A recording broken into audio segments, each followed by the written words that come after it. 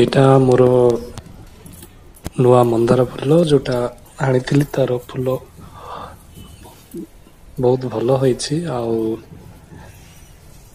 କିନ୍ତୁ ଏଇଟା ହାଇବ୍ରିଡ ଗଛ ତ ବହୁତ ଲେଟରେ ଫୁଲ ହୁଏ, ଜଲ୍ଦି ହୁଏନି। ଦେଶୀ ଦେଶୀ ମନ୍ଦାର ଯଦି ଲଗେଇଥିବେ ତ ଜଲ୍ଦି ହୁଏ। ଆଉ ଏଟାକୁ ବେଶୀ କେୟାର ବି କରିବାକୁ ପଡେ, ପାଣି ଫାଣି ଠିକ ସେ ଦେବାକୁ ପଡେ, ନହେଲେ ଫୁଲ ସବୁ ଆର ଝଡିଯାଏ। ଆଉ ହାଇବିସ୍କସ ବା ମନ୍ଦାର ଯୋଉଟା କହନ୍ତି ଇଂଲିଶ ରେ ହିବିସ୍କସ କୁହନ୍ତି। ତ ମନ୍ଦାର ଫୁଲ ଏଇଟା ହାଇବ୍ରିଡରେ ବହୁତ ଭେରାଇଟି ମିଳିଯାଏ। କିନ୍ତୁ ଦେଖିବାକୁ ବି ଭଲ ଲାଗେ, ବଡ ବଡ ମନ୍ଦାର ଥାଏ କିନ୍ତୁ ବହୁତ କେୟାର କରିବାକୁ ପଡେ, ଆଉ ବେଶୀ ଲେଟ ରେ ଫୁଲ ହୁଏ।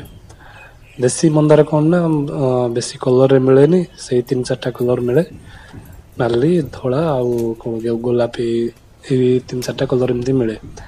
କିନ୍ତୁ ସେଥିରେ ଏତେ କେୟାର କରିବାକୁ ପଡେନି, ଲଗେଇଦେଲେ ହେଇଯାଏ ସେଟା। ଆଉ ମନ୍ଦାର ଫୁଲ ବି ବହୁତ ଦେଇଥାଏ, କିନ୍ତୁ ଏଇ ଫୁଲରେ ଏ ଯୋଉ ହାଇବ୍ରିଡ ଭେରାଇଟିର ଏଥିରେ ବେଶୀ ସାର ଫାର ବି ଟିକେ ଦେବାକୁ ପଡେ, ନହେଲେ ଏତେ ଗ୍ରୋଥ କରିବନି। ଆଉ ଆପଣ ବି ଲଗେଇ ପାରିବେ ହାଇବ୍ରିଡ ମନ୍ଦାର। ଆଉ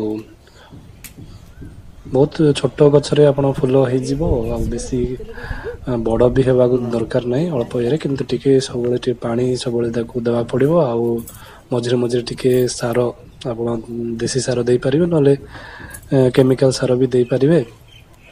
ଆଉ ସବୁଠୁ ଭଲ ଏଥିରେ ଯୋଉଟା ସୋରିଷ ପିଡିଆ ଯୋଉ ମିଳେ ମଷ୍ଟର୍ଡ କେକ୍, ସେଇଟା ଯଦି ଆଣିକି ଦେଇପାରିବେ ତ ସପ୍ତାହକୁ ନହେଲେ 15 ଦିନକୁ ଥରେ, ତ ସେଥିରେ ଭଲ ଭଲ ଫୁଲ ହୁଏ। ସେଟା ଯଦି ମିଳୁଥିବ କୌଣସି ସାର ଦୋକାନରେ ତ ଆଣିକି ସେଟା ଦେଇପାରିବେ, ସେଥିରୁ ଭଲ ଫୁଲ ହବ।